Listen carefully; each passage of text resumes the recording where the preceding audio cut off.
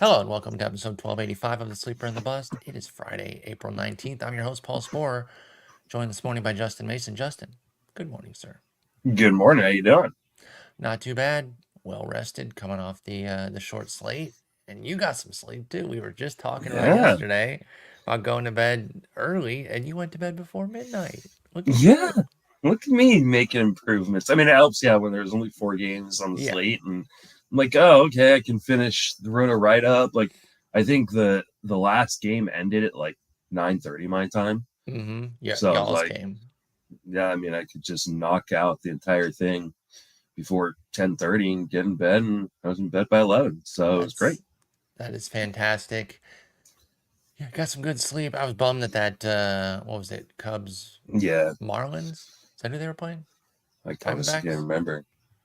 No, we were Marlins. playing It them was Marlins. bats. Yeah, that's right. That's right. Yeah, Cubs Marlins got rained out, which again, yeah, bummer because there were so few games anyway.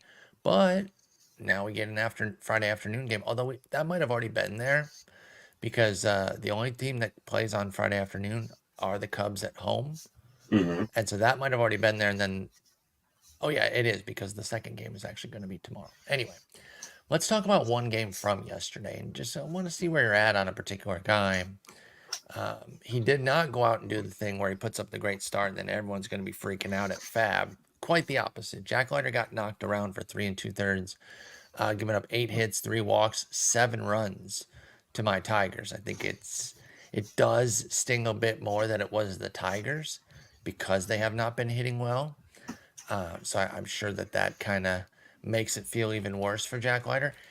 It had been three starts, I think, or actually 2 starts and an extended relief appearance. I don't know what was going on with that, if it was an opener or something like that, but it was kind of weird.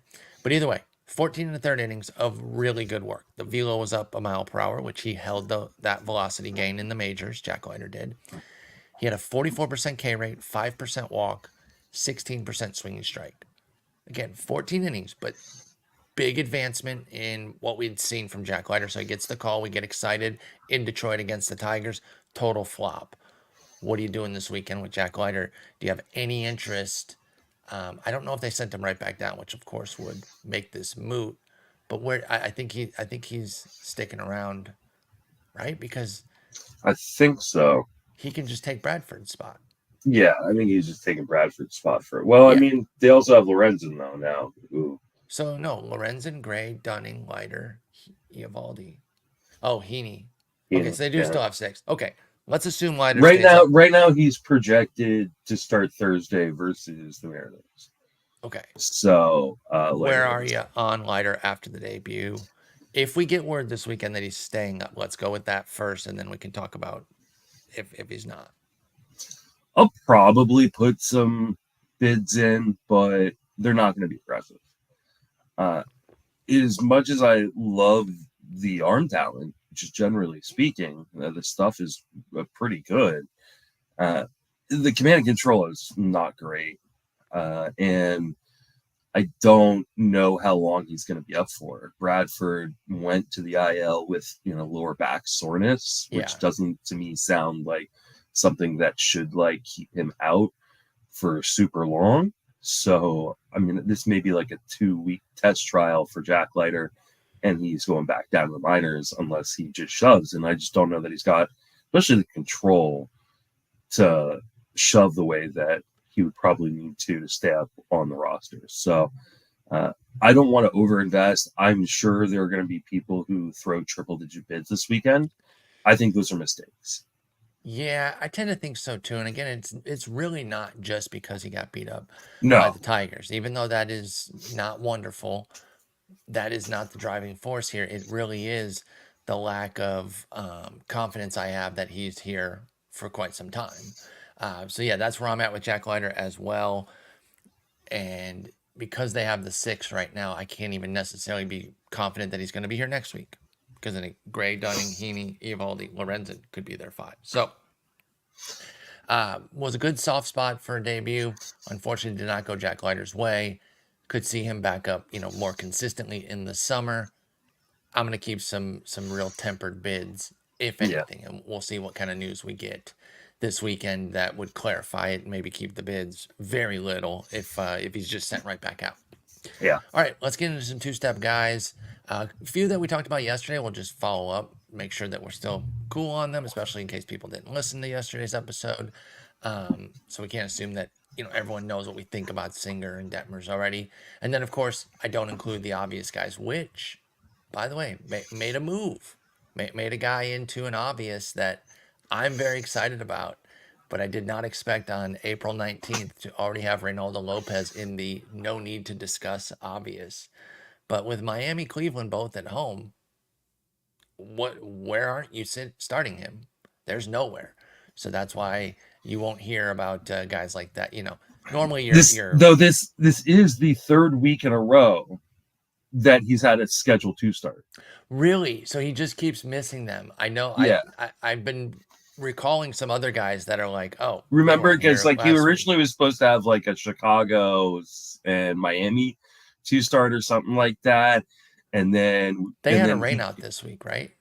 They've had rainouts like every week, So that's and then because it got bumped to like a really crappy like maybe it was like Texas Houston or something like that. That's right. Houston was part of it, and he did his thing against Houston. Raylo did. That's right. He lost the New York. You're 100% right here. I pulled it up. He lost the New York Mets at Miami because of the rain to get at Houston, home to Texas. But then a rain out this week means it was just Houston, and now it shifts to Miami, Cleveland. So we're not doing it for the third week. The matchups are right. We're going for it. And we'll talk about him next week at Seattle, at the Dodgers, if this one gets pushed. But right now, actually, I don't know if we would talk about it because right now, Raylo's not going anywhere. So that's why he's not included in. There's other guys like that too. Houck, I think, would be a graduation onto this list. And we did talk a good bit about him yesterday. Your Grayson Rodriguez is certain guys. Other guys I want to ask you about that might feel obvious in name value, but performance maybe isn't there, and we'll get to some of those guys later. But this one, firmly on the having to question list, especially in 10s and 12s, and maybe even 15s, man. I know you've been a Brandon Pfaadt guy. I have been too. We have promoted him. He is sketchy, right? I mean, I think that's the only way I can say it right now. At St. Louis, at Seattle, a couple nice venues, decent lineups. He's toting a 20% strikeout minus walk, which we love. The 3% walk rate's excellent. Part of living in the zone like that for Pfaadt, though, is that he's a home run machine. And it's at 1.5 this year, which is actually a stark improvement over last year, believe it or not, at 2.1. But 1.5 is still untenable, Justin. So I look at the 5.32 ERA and the 1.23 whip, and that's, that whip is better than that ERA should be. And the 3.44 Sierra agrees, but it's the homers with Pfaadt. What do we think of him here at St. Louis, at Seattle? I mean, I think you're probably still doing it in 15s, unless you just have an unreal pitching staff. It's just so hard to pass up on kind of a 2-start guy like this, and against offenses that are good but not like clicking on all cylinders right now. I figured out the way I put it, like, because I put this for a team in the SP chart yesterday. I respect them, but I don't fear them. Yeah, like, I acknowledge that either of these teams could hit Brandon Pfaadt, but they are not. And one of them just did. Yeah. I mean, he faced St. Louis in his 3rd start. And exactly. Gave up a 6-earned run. So there's definitely some risk to this one. But they are not the reason to pass him. If you're passing Pfaadt, it's because of his skills in the home run situation, not because of the matchups. So 15s, I'm with you. I think you almost have to, unless you've got the miracle staff right now, in which case, nicely done. 12s, 10s, where are we at there? What kind of consideration are we? Because we bounced back nicely from the St. Louis outing with 7 innings of 3-run ball, 2 of them earned against the Cubbies. How are we doing on Pfaadt in the shallower formats? I think in a 10, you're probably not starting him. In a 12, I really think it depends on your other options. I mean, the swinging strike rate has been at 8% in 3 of his 4 starts, which isn't bad. Super encouraging at all. 11% average, and when you're talking those low numbers, like 3 points is a big deal. 8 versus 11. I mean, the third or his 2nd start, which is the 1 start, he didn't have an 8% swing strike rate. It was 23%. So, like, that's carrying a lot of the water of that 12% swing strike rate. So, I'm probably not starting him in 10s. I don't think I would start him in 12s unless I really didn't have any other good options. But I would take a really good 1 start over a Brandon bad Pfaadt's too. or a mediocre to bad 2 start right here.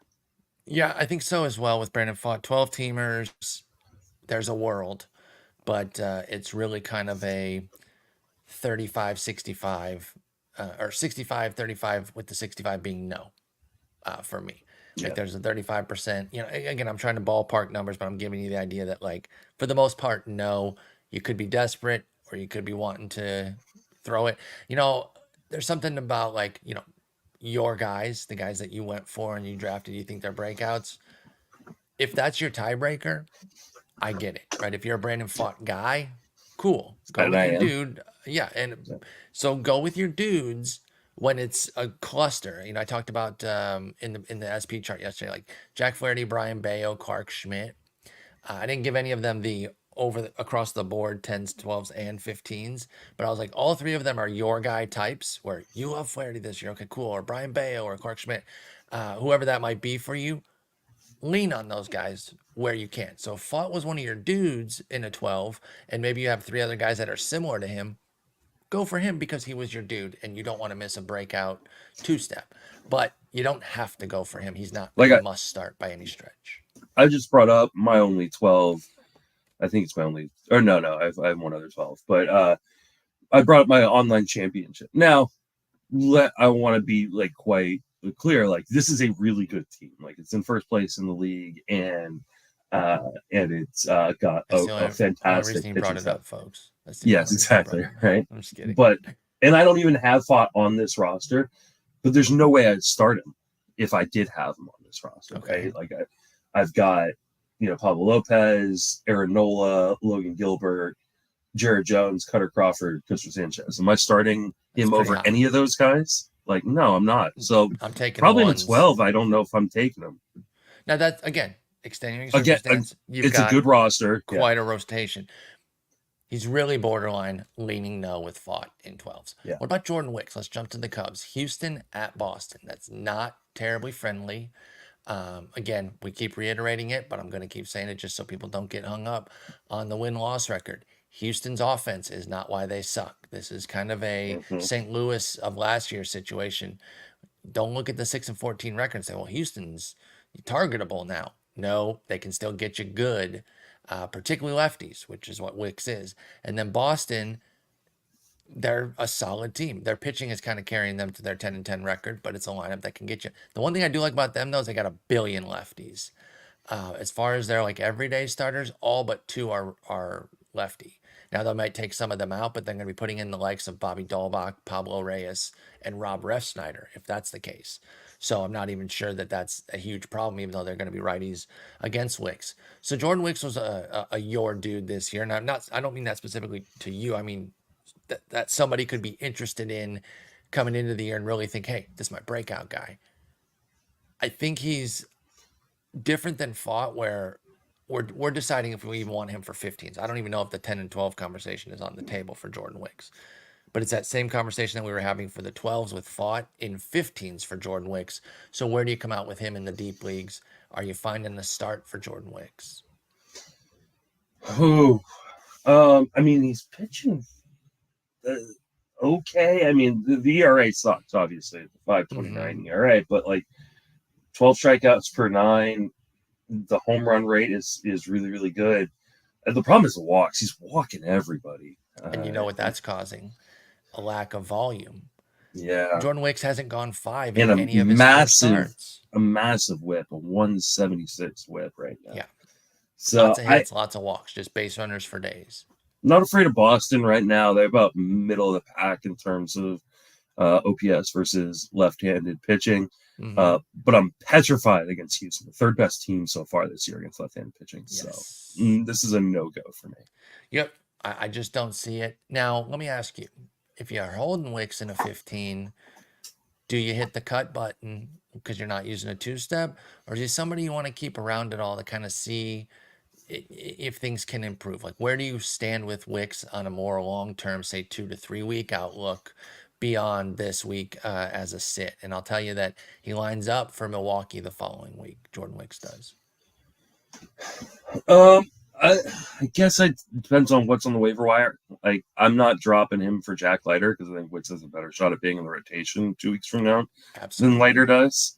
So, but it depends on what you could potentially be picking up. I think it's really. Lorenzen. Yeah, I'd probably drop him for Lorenzen, but that's really close. Edward The strikeout rate is really intriguing. I mean, we're talking about 28% strikeout rate so far. The problem is he is just not going into the zone at all. Remember, we talked a lot about zone rate yesterday, and those who weren't really paying attention to the numbers, 42% zone rate is kind of league average.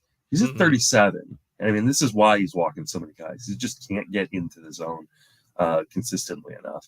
I almost, we talked about 3 different guys yesterday that kind of followed the Robbie Ray template, right? In terms of like, hey, I'm going to give up home runs, but I'm going to fill up the zone too. And they were all successful, right? I think that's what Wicks needs to do. He needs to go, listen, I think my stuff is good enough that if I give up a couple extra home runs, at least they'll be solo shots as opposed to just walking the yard and then getting Abbott to death. So if I was a pitching coach in Chicago, I'd be like, hey, stop trying to nibble. Just go after guys, get in the zone. But until we see that, and maybe this is a good week to kind of watch and see, hey, does he have at least a 40% zone rate in these starts? If that's not the case, then I think he's probably a cut because it's probably not going to get much better. Yeah, I think that all makes tons of sense with Jordan Wicks. And so I have him in a deeper league. I think I might be hitting the cut button in my other main there because I don't think I'm starting him. I don't think it's there for me. And as such, I might as well get somebody else there because I feel like I dropped him this last week, honestly. I mean, that makes sense, right? Because it hasn't been there. I did. I dropped him in my main event for Matt Veerland. The lack of 5-inning outings too is concerning, and it all goes back to everything you're saying about the walk rate being up. Too many hits, too many walks, so too many pitches, can't get deep into the game. Frustrating, absolutely frustrating. All right, this is one I hinted at earlier, where it's like the name would say, "Oh, we got to start him, of course," but I want to see where you're at on Hunter Greene.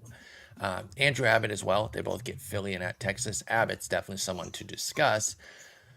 Greene is more like, a head scratcher. And I wrote about him in the SP chart this week, been doing those little commentary bits at the front end of the chart. And, basically came to the conclusion of like, if you've got this guy, if you took the plunge with Hunter Greene, you kind of have to start him. Always. Like, I'm not even sure that you can really make choices because you're going to get what Jeff Erickson would call whipsawed. And you're going to start the duds and you're going to sit the gems because he doesn't even have a really pronounced home road split. Like, the ERA is better on the road, but it's 487 to 443. That's somewhat negligible. It's a 4-point difference in whip, 132 to 128. Strikeout minus walk is 20% at home, 23 on the road for Hunter Greene. So there's a lot of his gems are going to be at home because when he's on, he can succeed anywhere. He's got nasty stuff. When he's off, the worst team in the league can get him. He's that kind of guy. So I basically gave my answer. I think if you got him, you have to start him. You got on this ride, buckle in. But what about you? Philly and at Texas, Hunter Greene. What are you doing with him? It's been rocky already. I mean, it hasn't been that bad. Like, the overall numbers are like, 4.35 ERA and it's the whip. Well, 435 and 131. I don't know that. I mean, he's got the 30 Ks, which helps, but that's 30K. I mean, this is what you signed up for. This guy. No, I agree, but that's why I don't want to sign up because I. Just why I don't want. I don't want to sign up either. But like, this is what you signed up for. So like, you shouldn't be surprised. Like, I'm sure there are people out there that are going like, "What? I thought he was going to be an ace." Well, like, you drafted him because he could. The foundation, the foundation to be an, not necessarily the foundation, but I would say the potential to be an ace is in just the Hunter raw Greene. stuff Yeah. is there to be an ace for Greene. But like this is who he is, right? Like he's a guy who's gonna, sometimes he's gonna walk too many guys, sometimes he's gonna give up too many home runs, and sometimes he's gonna get hurt. But the other times he's gonna be unreal good. Like, I mean, this is one of the guys that can go out and throw a no-hitter on any night, and not every pitcher in Major League Baseball can do that. So, yeah, I mean, I think if you have him, you're starting him. So you agree, like you signed up for the ride the ride, and go from there. I wouldn't want to start him this week, home versus Philadelphia, and then at the Rangers, I think. Yeah, at Texas. Like I wouldn't want to start him, but this is why I don't draft him. Exactly. And that's what it comes down to. So if you've got him, I think you go with it. You're always starting Hunter Greene, and you just kind of see where it goes after the ride. What about Andrew Abbott? Obviously does not fall under that same category, came much cheaper, has similar volatility to his game, but again, came much cheaper. We're not seeing the strikeouts this year, down to 18%, and his swing strike rate cut nearly in half from 11% to 6%. I don't know what the heck's going on there. I will say he's made it at least 5 innings in all 4 of his starts, so there is that positivity there, and the ERA is great at 2.70 with a 107 whip. Then you look at the 4.77 Sierra, or 4.44 whip, whatever you want. The ERA indicators are saying, this is a little sketchy, and it's because of the 11% strikeout minus walk. So a lot of numbers there with Abbott. The bottom line is the results have been good. The underlying skills have been a little bit suspect to back it, and I think he's riding the hot BABIP and left on base rate. Can he iron it out to be a little bit more even with things? Would you start Andrew Abbott, Philly, and at Texas in deeper formats? No, I would not start him. So we'll just start with that. So if you want to skip forward a minute or two, you're more than welcome to. But he's given up like an almost 88% zone contact, and he's inside the zone too much to be allowing the amount of contact that he is. Right, he's in the zone, almost 45% of the time, and he's giving up above league average contact. So in a place like Cincinnati against a team as powerful as Philadelphia, there's no way I'd want to start him for this. It could be scary. Yeah, I mean, I think this is, if you're looking for a regression game from Andrew Abbott, I think now is the time. Regression week. Texas later. Mm-hmm. Not exactly fun either. I'm not overly impressed by Abbott. It's such an interesting. He had such an interesting rookie season where he started off so good, and then had since pretty much like August of last year has kind of just looked pedestrian when you watch his starts. At least in terms of skills, because again, the results have been great this year for Abbott, which creates a little bit of a disconnect. You, Paul, Eno, and I have a text thread that we just kind of like throw random thoughts into a lot of the time. And Eno just like randomly the other day when Abbott was starting, he goes, I just don't understand Andrew Abbott. He's like, he's got such bad and mediocre underlying skills, but somehow makes it work. And I think I can't remember exactly what I responded with. I was like, that'll change. Like, you just can't make it work like this. Like, I don't. And again, so. Especially in that environment, that's the thing. Like being in Cincinnati, it's going to be a really difficult needle to continue to thread here. Yeah. Especially as things warm up. Like, right now, like he might be able to make it work for a little bit because it's so cool, and that helps, damper things down a little bit. But it's going to go bad at some point, and probably very quickly against these two lineups. Yeah. If he doesn't figure out how to start missing some bats, it's going to go up quickly for Andrew Abbott. So be careful. Ben Lively battled Tanner Houck in that Maddox that Houck threw, and quietly put up a nice game himself. Kind of got overshadowed by Houck because a Maddox is awesome. And for those that don't know, it's 99 pitches or fewer for a shutout, not 100. Got to be 99 or fewer. And Ben Lively, for his part, 5 innings of 3-hit ball with a walk, 2 runs, 7 Ks. So looked solid. Is Cleveland finding something here with Ben Lively that they can turn into? He's 32, so this would be, like full reclamation type guy. Not even reclamation, because that would assume a previous height that he could reach. Is it just some, scrap heap find for them that you're finding any interest in with Ben Lively? It is Boston and at Atlanta, which probably negates the interest, but I am curious where you're at on Ben Lively with Cleveland. I'd already made my decision that it was a no before you mentioned who they were who he was going up against. So like, I just want to like, how is Ben Lively only 32? Like I kind of went the other way. I thought he was like, oh if you had really? asked me, I would have said like 28, 29, but I guess he has been Oh around for no, quite some time. been around So since 2013. Like I yeah. mean, Okay. like that's like he's been around quite a long time. You've been around for a minute, dude. Yeah. So well, I guess he didn't make his major league debut in 2017, but yeah, I Still, mean, that's 7 years ago. yeah, right. So Damn, we're so old. yeah, we are. Yeah, no, the skills aren't great. Yeah, he got a bunch of strikeouts in the game, but it was a 9% swing strike rate, around league average. The zone contact. Would there have been matchups that you could have gotten in on with Ben I Lively, or is don't this think a so. skills piece too? Okay.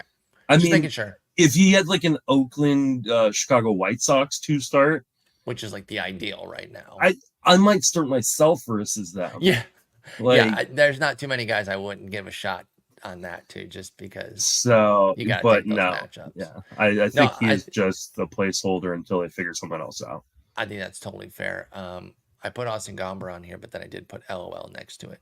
It's San Diego and Houston. They're both at home. We can move on. Brady Singer, we did discuss yesterday, but for those that didn't listen, we were pretty happy on him. This is a guy that, again, you've been a big fan of in the past. You talked up quite a bit last year. Still, we're in this year, and things are going well. So we are in on this two-step here with who is it again? It is Toronto and at Detroit. The at Detroit really makes it nice. Toronto, again, I respect them. I do not fear them currently. I will not run away. So Wacha also gets this two-step, and I'm in on him. Thoughts on Singer and Wacha? Anything to the contrary there? No, I think you're starting both these guys in this. I mean, right? I think so. I mean, it would not surprise me if one or both of them got blown up in the Toronto one. Toronto does have a good lineup, but again, not one you're like running away from necessarily. And both of them, they live on the margins a little bit, right? They're gonna be ones where like their skills, especially Singer's first two starts were really, really impressive, and then second two starts have been a little less impressive. And so you do wonder, like, okay, was the first two starts just a little bit of early season magic, and now we're back to him being who he was? Or is this actually a real beginning of a change for Brady Singer? I'd like to think I'm buying in on Singer right now. But and then Wacha is just one of those guys that like the stuff isn't overpowering, but man, he just knows how to pitch and he gets it done. Yeah, he's a classic, knows how to pitch type of guy, like you said. He's a guy who like you just keep starting until he's hurt, and then you drop, and then you go back and pick him up, and then you start him again. And so you're not going to get more than probably like 140, 150 innings from him because he won't stay healthy. But when he's on the mound, he's usually pretty effective. Those innings will be useful for somebody like Michael Wacha. We like Singer as well. Detmers also discussed yesterday, Baltimore, Minnesota at home. Does look like somebody who could be, taking a step, turning a corner, hitting another level, whatever way you want to put it. I think this is a really good test for Detmers, right? Like we want to see, like, again, very similar to Singer, like, first couple starts were really, really good, and then the last start, the skills weren't the same. So I want to see, like, hey, was that just a bump? Maybe he wasn't feeling one of his pitches, or is it actually, was he just kind of getting a little bit lucky in the first go around? So just something I want to keep an eye on. You're rolling with him, I think, in the majority of formats, but I definitely want to watch the numbers and his starts this week so I can make sure, like, hey, is this a real change or is this more of an aberration? And Detmers with that Baltimore start, it'll be 5 straight against the AL East. Baltimore twice, Boston twice, and Tampa Bay. It still hasn't had I kind of miss the old schedule. You get the old schedule. Yeah, I mean, where you play the hell out of your division. Yeah.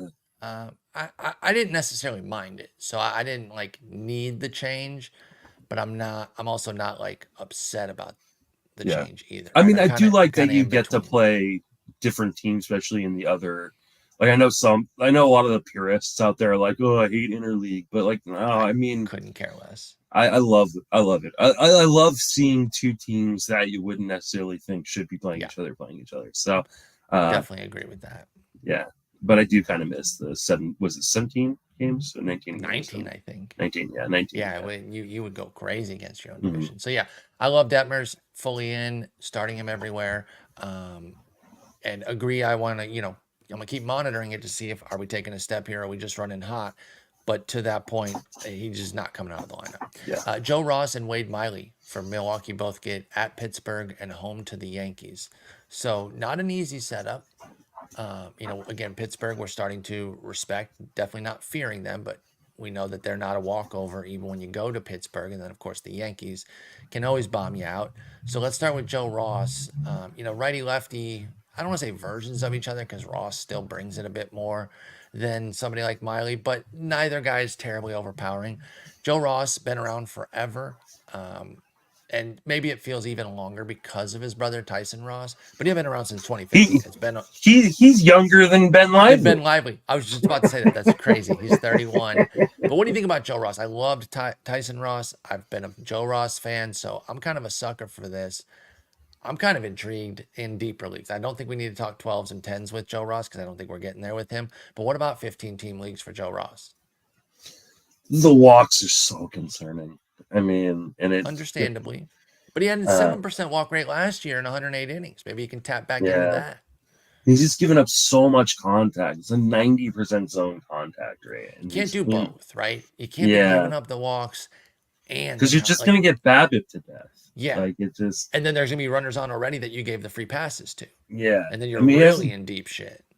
He hasn't given up a home run yet, and that was the problem last year. So maybe he's trying the Robbie Ray thing, where like, hey, I'm going to fill up the zone a little bit more, and I'm going to, make you hit it. But these two teams are dangerous. Like, I'm just not gonna roll with either Miley or Joe Ross here. I'm a little bit more in. I'm like a 55-45 to the yes on Joe Ross in a 15-teamer. Simply put, I don't know if you've gone through free agency yet and started to look through the sheet, but like, what else are you gonna get? Yeah, that's part of it. Is like, if you lost some pitchers, who the heck else are you really going for? If you're not going for Lively and some of these other guys we might talk about, I just didn't see a ton of other names. So I am intrigued. A guy who was available in a couple of my leagues, Ryan Nelson, just got hit by a comebacker yesterday. Yeah. Kind of takes him off the board if things don't go well. So part of it is a lack of options. I was watching the game last night when Nelson got hit by the comebacker. And it wasn't what was funny to you was that he got hurt. The comebacker was funny, but not because he got hit, but because like it was 87 miles an hour, the comebacker. So like it wasn't like blasted. It wasn't like he wasn't hitting. I don't want to get hit with 87, but yeah, that's what's crazy. Funny because in my head I go, it was only 87. Yeah, if you got hit by an 87 mile an hour fastball, my bones would shatter. Yeah, like I would just crumple over. I would disintegrate. Yeah, but like for some reason, because it's not 110 miles an hour, that's hilarious. Yeah, we're like that. Yeah, bro, I'm like, wasn't that bad. Did you have to come out? Yeah, did you? Right? Are you kind of a bitch? You want to? My wife hits me with like a punch that's probably moving 30 miles an hour. I'm like, oh, baseball at 87, and I'm like, oh, what a it wimp. Would fold me. It would absolutely fold me. And again, I'm pretty sure my bones would disintegrate. Yeah. And turn into Red Bull dust. It would be rough. Wade Miley, I'm a sucker for him. Greg tried to talk me out of it last week. He was unsuccessful. So my dumbass already has Wade Miley on a team. Doesn't mean I'm going to start him. I'm just saying he's already on the crew. What are you doing, Wade Miley? You didn't start him this week, right? What are you doing with Wade Miley? Oh my God, you started him. What are you doing? Starting Wade Miley is what I'm doing. Shut the fuck up. Oh my God. Oh no. This is why I don't win. Hey, he's on a good team. I needed some wins, bro. Leave me alone.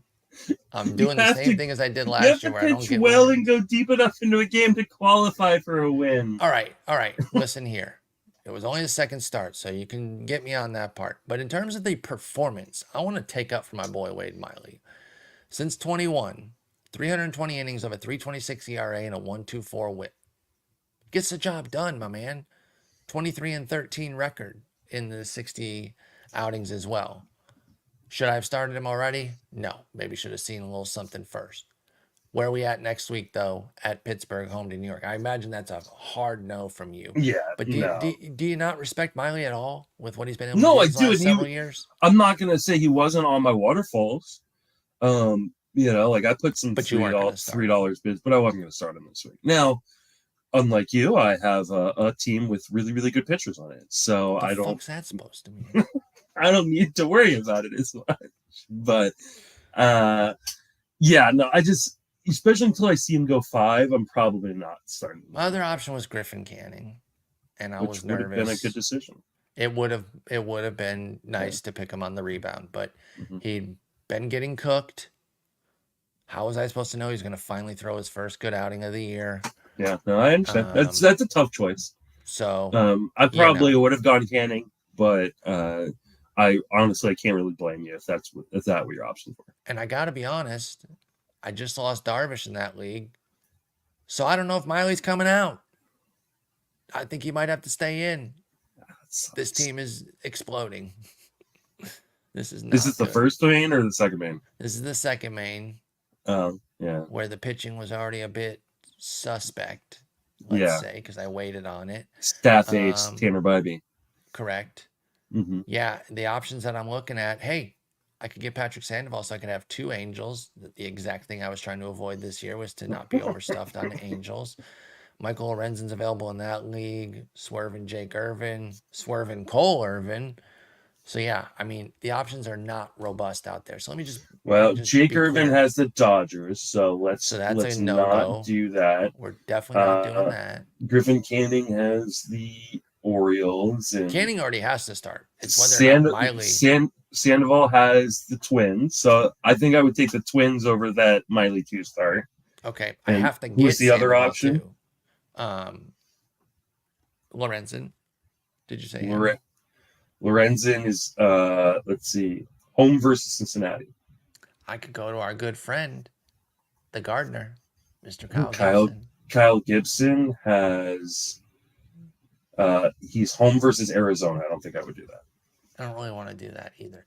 So, yeah, it's not great out there for me. So, Wade Miley, you're in. But I understand not being terribly interested in him. You might have to be, though. Chris Paddock, White Sox and at LA. You know, he kind of gets, maybe it's my perception. I don't want to project this on everybody, but like being part of a good rotation where I'm kind of generally interested in a lot of their guys, maybe sometimes elevates other people. Like I think I'm maybe holding Louis Varland in a little bit higher regard than he needs to be right now because he's not really gotten off the ground. And same with Paddock. Because they're with Lopez, Ober, and Ryan, where I'm like, yes, I'm automatic on those guys.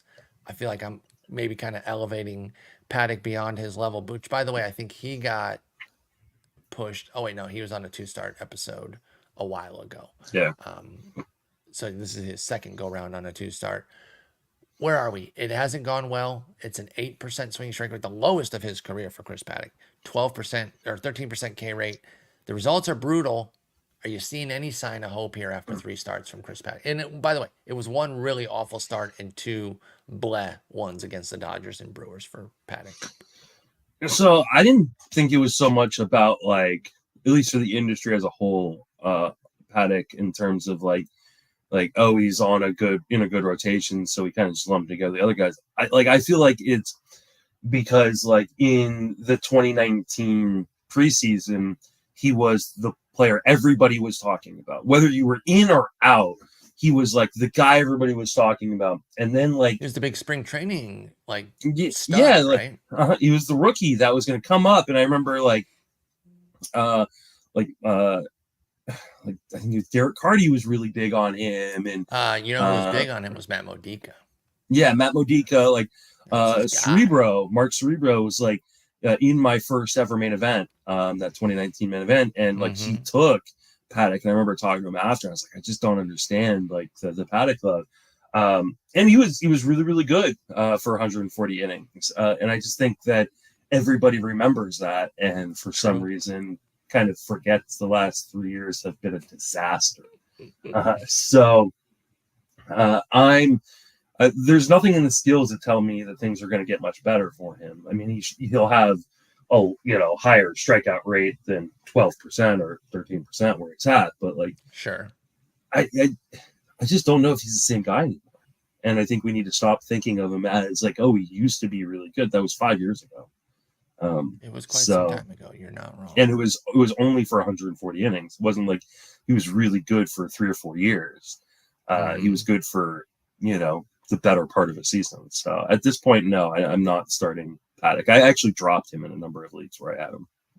So even with the White Sox there, which I can understand, again, like in a 15-team league, like I can totally understand rolling with it because you may not, like if you're going, well, it's either Paddock or Kyle Gibson, I'm probably going Paddock. If it's the same situation that I've got with like the Miley stuff where it's like, I gotta. But absent that, this does pass the old, like, if you're not starting a two-step, it might just be time to say goodbye. If you're not starting two-step with the Chicago White Sox in it, yes, you then should get rid of Paddock. Yeah. Yep. Okay, cool. That's where I'm at as well with him. Paul Blackburn and JP Sears, the Oakland guys. Oakland, by the way, this is a good lesson, at least it was for me, in like how small records can be deceiving. When they were 8-11, when I was doing my box score show yesterday, I was like, oh, 8-11, they're not too bad. Off the top of your head, unless you're really good at math in your head, which I'm not, what does that pace to for a full season? 8-11, that probably paces to just somewhere around like 70 and 92. Okay, yeah, so you're smart. I'm a moron. Because I was like, oh, they're not doing too bad. And then I saw it was a 68-win pace. And in fairness, that's exactly what I thought they would be this year, which is a standard bad team, a.k.a. upper 60s for Oakland. But in my brain, for some reason, 8-11, only 3 games under, I was like, oh, that's pretty close to 500, which I guess it kind of is. But over the course of the year, I guess 68 wins is kind of close to 500. I mean, we were just talking about like what Houston's like 6-13. Like, yeah. Like, we don't think they're a bad team and they're 6-13. Like, so records mean like so little right now. Exactly. They can be very deceiving. My bottom line is I'm a dumbass. Yeah. No, we knew that. Which, again, well-known fact. Yeah. Exactly. But anyway, so they are more of a run-of-the-mill bad team as opposed to a disgustingly putrid bad team. But can you get anything out of Sears or Blackburn here with the East Coast double dip at the Yankees and O's? My guess is no, but I'm curious your thoughts on these two. I mean, I don't have a problem starting them necessarily because I think they're both pitching really well. These are really tough matchups, and so you're not going to get wins, right? Like, and I think this is what we talked about yesterday with Blackburn was like, hey, like, if you need volume, I get it, because he, what did I say? I think of his 24 starts, he's only had 5 or 6 starts since the beginning of last season, where he's given up 5 or more earned runs. So, like. Yep. If you need the volume and you're willing to take the gamble, I don't necessarily have a problem with it. But when I'm looking at matchups and I'm going, man, like the chances that either of these guys are going to get a win out of these 4 starts, like I don't usually love to risk it. But especially if you're in deeper leagues, like you may not have other options. I've got Sears as one of my guys in my main event. And like I'm gonna have to make a decision on like him versus Brandon Pfaadt, and I don't know which way I'm gonna go. So I don't know. I honestly really don't know what I'm gonna do. I also have Patrick Sandoval on this team, so like I don't know. Yeah, it's not easy. God, I wish Sears, like his results have been solid. 435, 116. Yeah. That's not bad for a deeper league. The skills are hilariously bad. He has a 0 strikeout minus walk. He has many walks as he does strikeouts, 9 apiece. So I don't love that. And Blackburn has the sparkling results, 108 ERA, 1 whip, but only a 10% strikeout minus walk, which isn't terribly impressive either. It's better than a 0, but it's not great. So, I can get there in a deep league with these guys. If you're in an extreme situation, kind of like the one I was outlining with my Miley team, but I would try not to. Like, I think this is going to be Blackburn's regression week. It makes a lot of sense to get knocked around here, get his ERA back up to like the upper 3s, low 4s, perhaps. And then we can kind of see where he's at from there. Sears is really interesting too. So like when you said like he's walking so many guys, like I'm like, all right, let's go look at the underlying skills. Is he just not getting into the zone? No, he's got an over 50%, almost 51% zone rate, right? We said So is this league like average is purposeful? 42 and like a couple percentage points is a lot. Like Yeah. I'm guessing I think part of it is their hitters are just spitting on stuff out of the zone. Yeah. They're So like anytime he leaves the zone, they're like, they're just like, no, I'm not. He's got 28% O swing. Like that's not what you want to see. mm-mm. So that is not very encouraging because while he hasn't given up like a ton of home runs, he's only given up a home run in one game, and it was I mean two home runs in that one game. I feel like if hitters are just spitting on stuff that's outside of the zone, he's gonna give up home runs. And with that walk rate, yeah, I'm starting to bring a Pfaadt over Sears. Yeah. I think that's what you got to do here. Yeah. It's just, it's almost impressive that his results have even been that good for JP Yeah. Sears because the skills are so sporadically weird. Blackburn makes a bit more sense, kind of riding the hot BABIP and left on base rate, but it will come crashing down. Be careful here. I don't mind if you really like these guys and like you got some love for them for some reason, holding them through the two-step and not cutting them if you don't use them. But I'm certainly not rushing on. I'm looking for ways to not use them. I'm trying to bend over backwards to not use them here. Taiwan Walker, I put perhaps because we don't know Well, for sure. hold Oh, on. yes. You skipped Jose Quintana. Oh, I'm sorry. Jose Quintana, back to him. At San He's Francisco. so boring that Home to St. Louis. No, I'm sorry. I just missed. I like Jose Quintana. He's Wade Miley-esque to me. So we know I like those types of guys. No, it's a me problem for sure. But I do like him. His skills have been rough though this year too. He's another one with good ERA 305, but then a 150 whip because of just a 6% strikeout minus walk. Uncharacteristic walk spike here for Jose Quintana. Is it real? Is this going to be the problem? And are you going for him against your Giants and and home to the Cardinals? Oh man, the underlying skills are really bad, and I don't know that the walk rate is an aberration. He's got a 36% zone rate, Jeez. and with that, a 24% O swing. That's so it's unreal bad. Like, I don't know what's going on. Maybe he's just finally cooked, but or maybe he is just trying to nibble too much and he's just not getting any calls. Now, to his defense, like he hasn't had like above a 37% zone rate pretty much since like 2018 or 2019. So like this is what he does, but he usually gets 33-36% O swings along with it. So maybe he's like, hey, I'm gonna go out of the zone, but you're gonna chase, and people just aren't chasing it. So I don't know if this is a tack change by hitters or but something's got to change, but you can't keep walking this level of guys. No, that is way too many walks for Jose Quintana, and it will cut into his ability to be successful, as it has already if he doesn't fix something. So on the plus side, the Giants have been mediocre versus left-handed pitching this year, and the Cardinals have been atrocious versus it. That's what I was gonna say. There's 15s where I'm still getting there because I might not have any other options. Like I would start him over Sears. Yeah, absolutely. So I'm not fully out on this. Yeah. With our boy Jose Quintana here. By the way, did you see the Mets City Connects? No. I think they suck.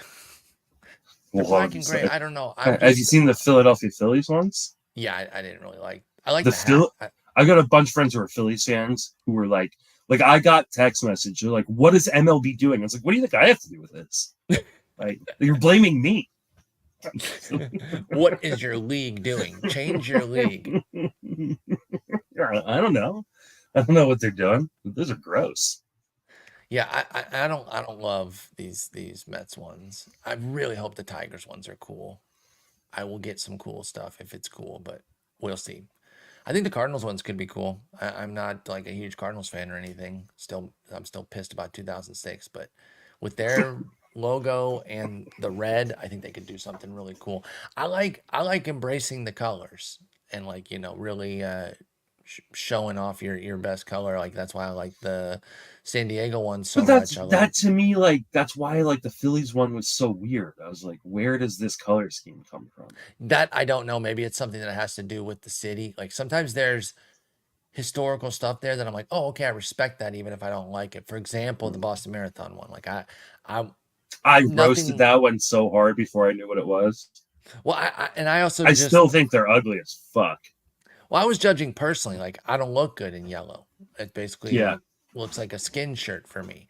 So I just was never going to wear it. But I'm like, okay, that's a cool thing that they're paying tribute to the Boston Marathon there. I It looks do like a love the UCLA Padres hat. ones. Like the Padres is Padres my ones favorite. are That hat. like, yeah. The jersey, I my favorite jersey is Miami's with that red. That yeah. beautiful red is Hmm. amazing. But yeah, I don't love these Mets ones. Sorry, Mets fans. And then the Phillies ones. I like the hat, but then the whole uniform, the uniform as a whole, did not work for me. Anyway, thank you for reminding me about Jose Quintana. Let's go back to Taiwan Walker here, and I put perhaps because I guess we don't know for sure, because he is working his way back from the IL. But if he is back in time, then he does slate for a two-step. It's at Cincy and at San Diego. So, Nope. welcome back, Taiwan. Yeah. Okay. I don't love starting guys coming off of the IL, Yeah. just generally speaking. I it's very rare. Like I'm making an exception today for Justin Verlander, right? I was Because just one, about it's to ask Justin about him. Verlander and it's versus the Nationals. Yep. But unless it's a good pitcher versus a really bad team, I usually just miss it just because I don't want to risk. And I think that's fair. Like, what Yeah. about Jordan Montgomery today against your Giants? I didn't start him in any of my like weekly leagues. I'm trying to think if I've got him in a daily format. If I would start him, I might start him. I kind of highlighted. Actually, no. You know what? I don't think I would. He did not pitch really well in his minor league rehab start, so I think I would pass on it. Neither did Verlander. I don't know how indicative that is, but I'm with you. What I said in my SP chart was like, everyone has their own way of playing these situations, which I totally respect. If you're a don't start guys off the IL, or in this weird instance of Montgomery and Snell, starting super late, totally respect it. I'm more open to playing them, so I'm gonna go for it. But I totally like that people kind of have their. There's no right way to do this, I think, because you could miss a gem, and maybe you're fine with that. You just want to see something. Totally understand that. So with Walker, I can't do it at Cincy and at San Diego. What about stashing Walker? Do you have interest in that in like a 15? Would you go for him if he's available and then just hold? I think I would. Okay. I mean, it's a good team. I've liked his skills in the past. I know last year was kind of was pretty bumpy in Philadelphia, but he was nicked up a lot. The problem is he's always nicked up. He's always yeah. I mean, Taiwan Walker is just always injured. But I think you could do worse in terms of a stash play. Yeah, I think so too, and that's why I am inclined to give Taiwan Walker a shot. Always been a fan too, so that's part of it. Is I just have some bias toward him that I'm willing to play. But again, we're not going to start this one here. If you do pick him up, just park him and kind of see where it goes, because it could be some nice pitching depth, and you could snake some wins on that ball club. And he lines up for San Francisco the following week. So if he has a nice two-step, you get San Francisco at home, and you feel better about that. Bailey Falter doing anything for you, Milwaukee and at San Francisco in the deeper formats? No, I mean Bailey Falter is who he is. Like he's I mean, he's had some good starts. Yeah, but he just gets no strikeout. Like the upside is so limited with Falter. But you can get wins. Like the reason I even put him on the list was because like now you have a reasonable expectation of maybe snaking a win with Pittsburgh, whereas normally you wouldn't start a back end type reliever on Pittsburgh in a two-step because you're not going to get the wins, you're not going to get the Ks. But you could snake a win here, maybe two, and he only had one bad start. But he's also like he's got a 180 BABIP right now. Like he gives him if that sustains, then like it's a Bryce Elder type season, right? Yeah, exactly. Where he just continues to go. The Like funny thing is, somebody will sustain some crazy shit like that, but we have no idea who. yeah. So you can't bet on every one of these types. And in spite of the fact that like he gets out of innings quickly and stuff, like he's only gone 5 the last 2 games with that, these minuscule BABIPs. So like I don't I don't know that he will qualify for a win, normally speaking, because like you've got to think that BABIP luck is going to change for the worse here pretty soon. Absolutely. So I'm not interested in Bailey Falter. I can't get there either. Again, it is cool that you can maybe say, that he can get some wins in Pittsburgh, but I'm best part of Bailey Falter is the last name, like giving you some potentially cool team names. Absolutely. Like you could pair him with the next guy and be like Falter to a win. Yes, because Keaton Wynn does have a great last name for a pitcher there, and he gets the Mets and Pittsburgh both at home. So the home 2-step, obviously great park to pitch in, solid pitcher. Curious where you stand on Keaton Wynn. It's interesting because like he was one of the guys that like was really in on because he had like a really amazing Stuff Plus metrics, but he just gives it so much contact that like it's. I mean, I don't want to like compare him to Dustin May because like I don't think he's got Dustin May's type of like nastiness, but like May's one of those guys who's like, hey, he's like off the charts and Stuff Plus, but he can't get swings and misses because he gives up so much contact. And Wynn has kind of done the same thing this year.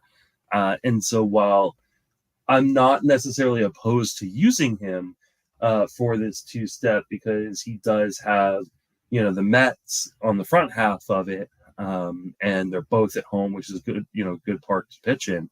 Though, I mean, all 3 of these teams have good parks to pitch in.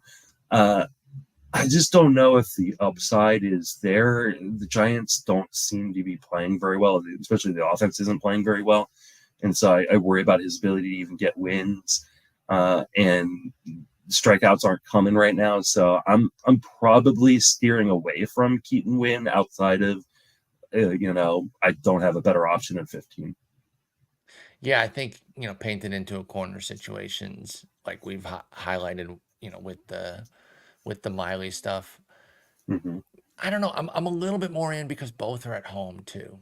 And I think because Keaton Wynn could have been one of your dudes, like that concept I was talking about earlier, I can see it. 15s only, though. I'm not getting there in 12s. I don't really think in any way, shape, or form. So let's say 52-48 to the yes. It's very little. Basically a coin toss, but I give a little boost toward the yes because it's at home. And by the way, we early on, first like 10 days, we were picking on the Mets. Now their offense has picked it up too. So you don't even feel necessarily that great about that portion of it. What about our boy, our staple, Lance Lynn, Arizona and at the Mets? Again, the Mets one, not like the comforting one. Again, couple rosters that are solid lineups, but you're not overly terrified. Lynn can make a home run haven out of any lineup, though. What do we think of our boy? Yeah, I mean, he gave up 3 home runs versus the Marlins. Lineup. His game log is crazy, right? So he goes and shoves against the Dodgers for 4 innings, 4 scoreless innings where he only gave up, 4 hits, 1 walk, no home runs, right? He goes and faces the Marlins and gets beat up, gives up 3 home runs. He goes and faces Philadelphia. He walks a few too many guys, but no home runs, no earned runs in 5 innings. And then he gives up a home run versus Oakland. Like I don't know what Lance Lynn is. Lance Lynn doesn't know what Lance Lynn is. He really doesn't like bunts. He really does not like bunts. And maybe that was it. He was just upset about the bunting, and that's why he gave up so many home runs in Miami. But this is like a 15 team, hold your breath and pray. This could go just so poorly. That's the thing. You got to go in eyes wide open all the time. with. No, with Lance Lynn, you should be shutting your eyes and Well, praying you to know what I whatever mean. deity or universe Yes, you I pray understand to. what you're saying there, but I mean, you go in understanding that there's heavy risk here, and so you kind of can't gripe about it if it happens, right? Like you're Yeah, taking the plunge, fully understanding that he could give up 5 home runs in a week, which is a lot for those that are I unaware. I didn't draft Lance Lynn on very many teams this year Okay, because not very many, but you do have him on at least one, right? I think a couple, maybe one or two DCs, something like Okay, that. it'd be crazy if you didn't have him anywhere. Yeah. But what I did was I attached a shock collar to myself. And every time the Lance Lynn time came up, I would just shock the hell out of myself and be like, I had to do To finally something. get yourself to Yeah. stop, yeah. Yeah. Because I know the ERA looks good right now, but that 2.11 ERA is coming with a 133 whip. Like it's like that is about as fraudulent as you could have.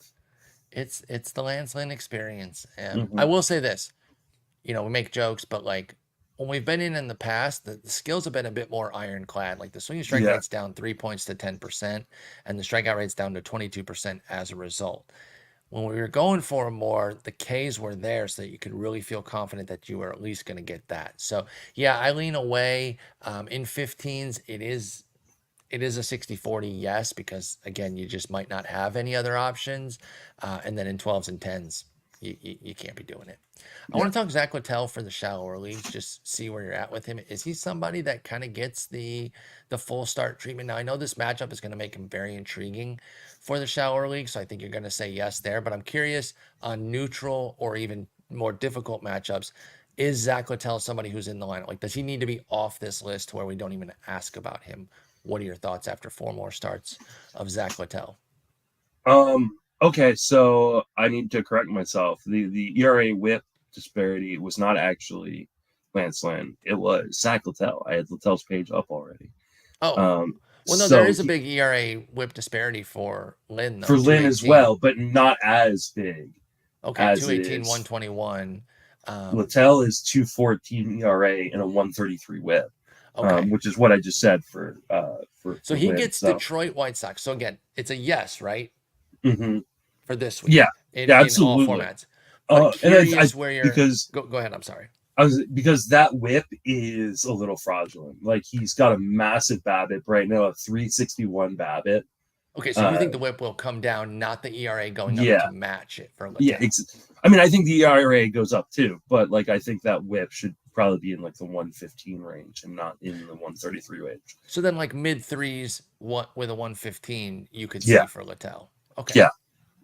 And I like this 25% strikeout rate. Like I mean, maybe it doesn't say quite that high, but like I think he's a 23% guy with the way he's been pitching. And I He's think a this is, most of the time start, right? Like yeah, very rare like, instances, even in shallow leagues, where you're taking Latel out. I think.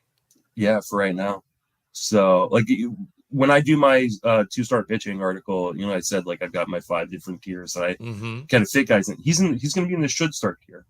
Yeah, I think So, so like, too. he's not a must start, but he's definitely a should start at this point. Mets next week too, or the following week after the two Yeah, steps. I'm So probably rolling with him for that too. yeah, even in shower formats. Okay, so he's probably going to graduate if he pops off these next 3 starts and then has a 2-step the following week. You Mhm. might not hear Latel discussed because we might just be in the auto Yeah. zone with him. John Gray, love him, but man, does he frustrate me. But he gets Seattle and Cincy at home. He's obviously on a good team, so win potential's there. I think it's an easy yes in 15s. If you're rostering him, you got to start him. So I'm more curious on the 12s and where you stand with John Gray. Oh man, that walk rate just scares the crap out of me. It's uncharacteristically high, though. Do you think there's some elements that are backing it up as high? I mean, he is going outside of the zone a little bit more this year than he ever has in his career. So it's down to 41%, which is below league average. He's always been above league average in terms of zone rate.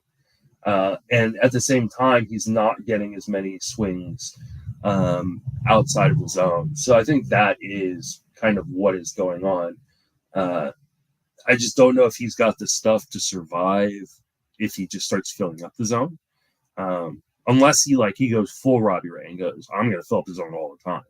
Mhm. So the problem is, like, you don't, like when we talk about in a dynasty league, you either want to be trying to be really competitive or just, Yes. go full. You don't want to play the middle game. And I think for a guy like Gray, he doesn't want to play the middle game of like, oh, sometimes I'm going to fill up the zone, sometimes I'm not. Either just don't or do, because like you don't want to give up home runs with the giant walk rate. Exactly. So I like John Gray. I mean, I always have. Health has always been his kind of major issue, but those walks they're pretty concerning for me because I do think home runs will come at some point and could come this week. Like you said, I think in 15s you're probably starting John Gray, but in 10s and 12s, I don't know that I would.